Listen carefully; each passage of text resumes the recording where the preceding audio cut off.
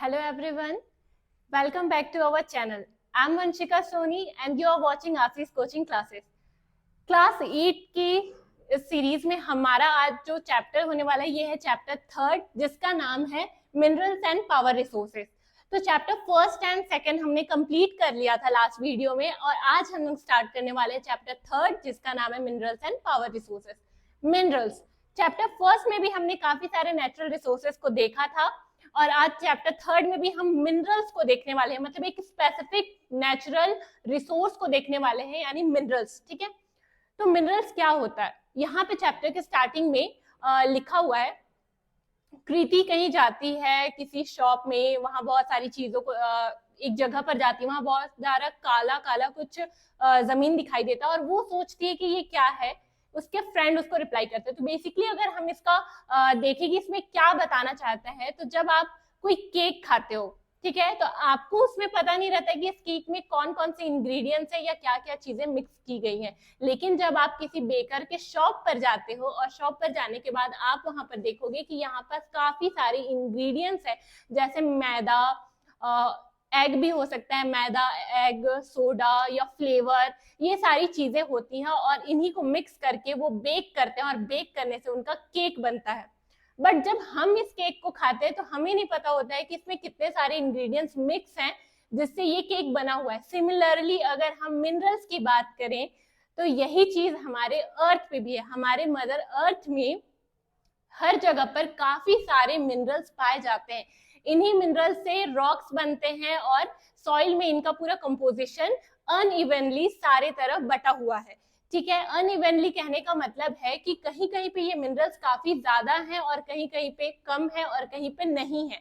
ठीक है, तो इस तरीके से हमारे अर्थ पे पूरे मिनरल्स का डिस्ट्रीब्यूशन होता है और इन्हीं से मिलकर रॉक्स का फॉर्मेशन होता है। लेकिन रॉक्स हमें दिखाई देते हैं बट हमें नहीं पता होता है कि उनमें काफी सारे अलग अलग टाइप के मिनरल्स प्रेजेंट है। ठीक है, तो इसी तरीके से हम बोल सकते हैं कि किसी भी रॉक का या सॉइल का जो कलर होता है, केमिकल कंपोजिशन होता है, डेंसिटी होती है, ये सारी चीजें डिपेंड करती हैं कि उनमें किस टाइप का मिनरल प्रेजेंट है। अगर हम मिनरल के डेफिनेशन की बात करें तो मैंने यहाँ लिखा है व्हाट इज मिनरल्स। मिनरल्स है क्या? The naturally occurring substance that has a definite chemical composition is a mineral. हम अगर किसी नेचुरली ऑब्टेन चीज की बात करें, नेचुरली ऑकरिंग सब्सटेंस की बात करें जिसका एक डेफिनेट केमिकल कंपोजिशन है, एक डेफिनेट कलर है, उसे हम मिनरल कहते हैं। हमारे अर्थ पे काफी सारे टाइप के मिनरल्स प्रेजेंट हैं। ठीक है, तो आई होप कि आपको समझ में आ गया होगा कि मिनरल्स क्या है। हमारे अर्थ पे अनइवनली सारे तरफ मिनरल्स का डिस्ट्रीब्यूशन पाया जाता है। कहीं कहीं पे ये बहुत ज्यादा मात्रा में पाए जाते हैं, कहीं काफी कम मात्रा में होते हैं। ठीक है, अब हम बात करते हैं टाइप्स ऑफ मिनरल्स की। मिनरल्स के कितने टाइप हैं? तो इनके केमिकल कंपोजिशन, डेंसिटी और हार्डनेस, केमिकल प्रॉपर्टी, इन सारी चीजों के अकॉर्डिंग अगर हम देखें तो हम मिनरल्स को दो टाइप्स में डिवाइड करते हैं। पहला टाइप है हमारा मेटेलिक मिनरल्स, दूसरा टाइप है हमारा नॉन मेटेलिक यानी non metallic minerals. Metallic minerals and non metallic minerals ये क्या होते हैं? अगर हम बात करें मेटेलिक मिनरल्स की तो इनको आगे भी फर्दर टू पार्ट्स में डिवाइड किया गया है, जो है फेरस एंड नॉन फेरस। ठीक है, मेटेलिक मिनरल्स ऐसे मिनरल्स जो मेटल की कैरेक्टर शो करते हैं, यानी इनमें हार्डनेस होता है, इनकी डेंसिटी ज्यादा होती है, इनमें शाइनीनेस होता है, ये शाइन करते हैं और मेलेबल होते हैं, डक्टिलिटी इनमें पाई जाती है। डक्टिलिटी का मतलब हो गया जब हम ऐसे मिनरल्स जो हमारे मेटेलिक है, मतलब इनमें डक्टिलिटी और मेलेबिलिटी है, या फिर आप बोलोगे कि इनकी डेंसिटी बहुत ज्यादा होती है। नॉर्मली हम देखेंगे नॉन मेटेलिक के कंपैरिजन में इनकी डेंसिटी काफी ज्यादा होती है। ठीक है, और इसमें हम बात करें कि कौन से मिनरल्स मेटेलिक होते हैं तो आयरन ओर, ठीक है, आयरन हो गया हमारा, मैग्नीशियम हो गया, मैग्नीज हो गया, कॉपर हो गया, ये सारी जो चीजें हैं ये हमारे मेटेलिक मिनरल्स में आते हैं। नॉन मेटेलिक मिनरल्स ऐसे मिनरल्स जो जिनमें मेटल की कैरेक्टरिस्टिक नहीं होती है, जिनकी डेंसिटी कम होती है, जो सॉलिड, गैस या लिक्विड तीनों स्टेट्स में पाए जाते हैं।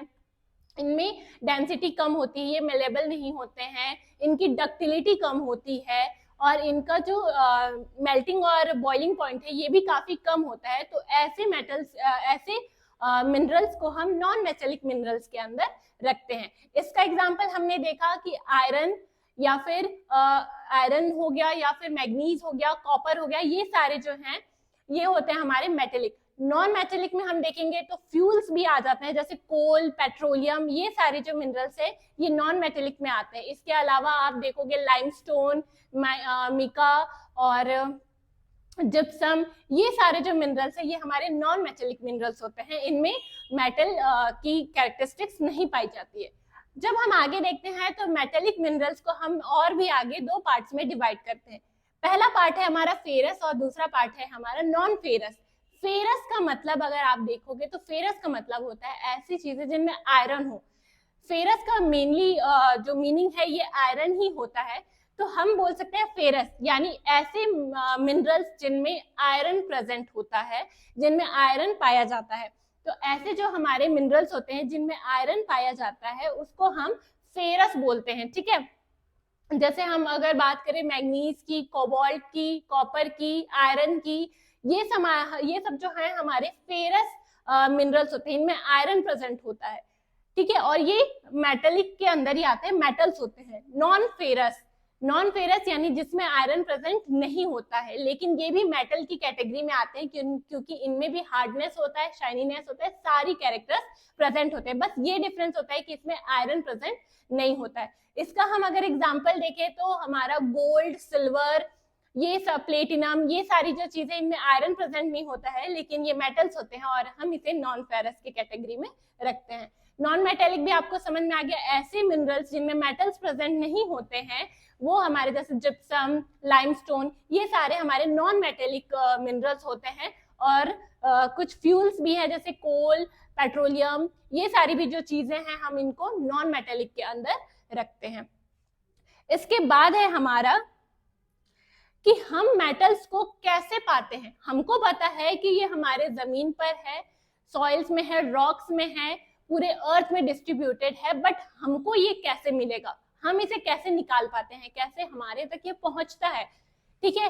तो कभी भी मेटेलिक या फिर नॉन मेटेलिक जो भी मिनरल्स है आपको एग्जैक्ट उसी स्टेट में नहीं मिलते हैं जिसमें आप उसको यूज करते हैं। अगर हम बात आयरन की करें तो आयरन अर्थ में आयरन ओर के फॉर्म में प्रेजेंट होता है, और जब हम इसे डग करके या फिर ड्रिल करके, जैसे भी हम इसको किसी भी मेथड से जब निकालते हैं, निकालने के बाद जब इसे प्योरीफाई करते हैं, फिल्टर करते हैं, तब जाकर हमें इन सारे प्रोसेस के थ्रू फिर आयरन मिलता है। तो हम अब देखते हैं एक्सट्रैक्शन ऑफ मिनरल्स, किस तरीके से हम मिनरल्स को अपने तक लाते हैं, ठीक है।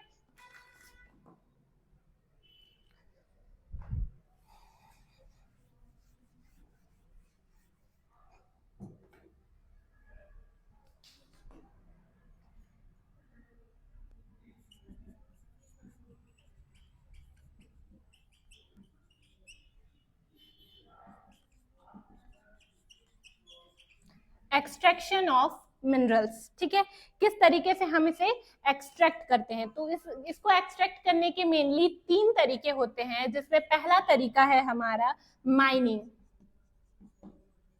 दूसरा तरीका है ड्रिलिंग और तीसरा तरीका है क्वारिंग, ठीक है। क्वारिंग, जो माइनिंग है इसे भी हम 2 टाइप से करते हैं, तो इसे भी 2 पार्ट्स में डिवाइड कर लेते हैं। एक है ओपन कास्ट माइनिंग और एक है हमारा शाफ्ट माइनिंग, ठीक है। अब देखते हैं माइनिंग क्या है। जब भी हम क्या करते हैं, डग करके किसी भी मिनरल को बाहर निकालते हैं तो वो माइनिंग कहलाता है। माइनिंग में 2 तरीके दिए हैं, ओपन कास्ट माइनिंग और shaft mining. Open cast mining मतलब अगर हमें पता है कि इस एरिया में मिनरल्स पाए जाते हैं, यहाँ पे प्रेजेंट है, तो हम बस इसके ऊपर के सरफेस को हटाते हैं और मिनरल्स को वहां पे निकाल लेते हैं। यहाँ पे जिस इस तरीके में जिस मिनरल को निकाला जाता है वो मिनरल आपके अर्थ के सरफेस पे ऊपर की तरफ ही रहता है, बहुत ज्यादा डेप्थ में नहीं रहता है। मतलब ऐसे मिनरल्स जो आपके अर्थ के सरफेस पे, अपर सरफेस पे ही पाए जाते हैं, जिनकी गहराई ज्यादा नहीं होती है, बहुत ऊपर पे ही पाए जाते हैं, उनको हम ओपन कास्ट माइनिंग से के थ्रू निकालते हैं, मतलब ऊपर के सरफेस को हटाते हैं और जो भी हमारे मिनरल्स है उनको हम डक कर लेते हैं, ठीक है। दूसरा है हमारा शाफ्ट माइनिंग, मतलब ऐसे मिनरल्स, इसमें इस तरीके के मिनरल्स को हम बाहर निकालते हैं जो काफी ज्यादा हमारे सरफेस के काफी ज्यादा अंदर प्रेजेंट होते हैं, ठीक है। ऐसे मिनरल्स को निकालने के लिए हम एक शाफ्ट का फॉर्मेशन करते हैं और फिर यहाँ पे जाके इस मिनरल्स को बाहर निकाल कर लाते हैं। तो जब हम बहुत डीप में किसी मिनरल को निकालते हैं तो हम वहां पे शाफ्ट माइनिंग का यूज करते हैं, जबकि हम ओपन कास्ट में क्या करते हैं, बस ऊपर का ये जो सरफेस है इसे हम डक करके बाहर करते हैं और ये जो मिनरल्स हमारा प्रेजेंट है हम इसे बाहर निकाल लेते हैं। बट शाफ्ट माइनिंग में बहुत ज्यादा डीप रहता है, हमारा डेप्थ में मिनरल प्रेजेंट रहता है, जिसे हम एक शाफ्ट बना करके उसे बाहर लेकर आते हैं, ठीक है। ये दोनों आपको समझ में आ गया। सेकेंड फॉर्म है हमारा ड्रिलिंग, ठीक है। ड्रिलिंग ऐसे मिनरल्स को निकालने के लिए यूज किया जाता है जब हमारे मिनरल्स बहुत ही ज्यादा डीप इनसाइड अर्थ होते हैं, मतलब बहुत ही अंदर में होते हैं, तो हमें सरफेस को, उसके सरफेस को, अर्थ को क्या करना पड़ता है, पूरा ड्रिल करना पड़ता है। आपने ड्रिलिंग मशीन देखी होगी, आपके घरों में आसपास में कहीं पे भी आपने यूज करते हुए देखा होगा कि उससे क्या किया जाता है, दीवारों को ड्रिल किया जाता है, एक होल बनाया जाता है और उसमें फिर जो भी काम होता है, मतलब कांटी आटी निकल जो भी होता है उसे लगाया जाता है। तो उसी तरीके से ड्रिलिंग, वही वाली ड्रिलिंग में मतलब बड़ी मशीनों से क्या किया जाता है, सरफेस को पूरा ड्रिल किया जाता है काफी अंदर तक और वहां से फिर हमारे मिनरल्स को बाहर निकाला जाता है। तो इस प्रोसेस में ड्रिल होता है, इसलिए हम क्या बोलते हैं, इस प्रोसेस को ड्रिलिंग प्रोसेस बोलते हैं। मतलब ड्रिलिंग का प्रोसेस जो बहुत ज्यादा इनसाइड, बहुत ज्यादा डेप्थ में जब हमारे मिनरल प्रेजेंट होते हैं तब हम उनको ड्रिल के थ्रू निकालते हैं। तीसरा, फिर हमारा तीसरा जो टाइप है ये है क्वारिंग। क्वारिंग क्या है, ठीक है। क्वारिंग मेनली जनरली ये सबसे आसान होता है क्योंकि इसमें जो मिनरल्स प्रेजेंट होते हैं ये हमारे सबसे ऊपर सरफेस में ही होते हैं और हम इसे आसानी से डग करके निकाल लेते हैं। मेनली हम इसमें देखें तो कंस्ट्रक्शन में यूज होने वाली जो चीजें होती हैं, रॉक्स होते हैं, सैंड्स होते हैं, ये सारी चीजें हमारे क्वारिंग के थ्रू होती हैं। इनको हम क्वारिंग के थ्रू ही क्या करते हैं, बाहर निकाल लेते हैं। मतलब ये बहुत ऊपर सरफेस में होते हैं, बस इसे क्या किया जाता है, डग करके इसे निकाल दिया जाता है। तो ये हमारे 3 टाइप्स थे जिससे हम मिनरल्स का एक्सट्रैक्शन करते हैं। पहला था माइनिंग। माइनिंग को हमने फर्दर 2 पार्ट्स में डिवाइड किया था, open cast mining and shaft mining. फिर सेकंड टाइप जो था हमारा ये ड्रिलिंग था। ड्रिलिंग में हम ड्रिल करके किसी भी मिनरल्स को बहुत ज्यादा डेप्थ से बाहर निकालते हैं।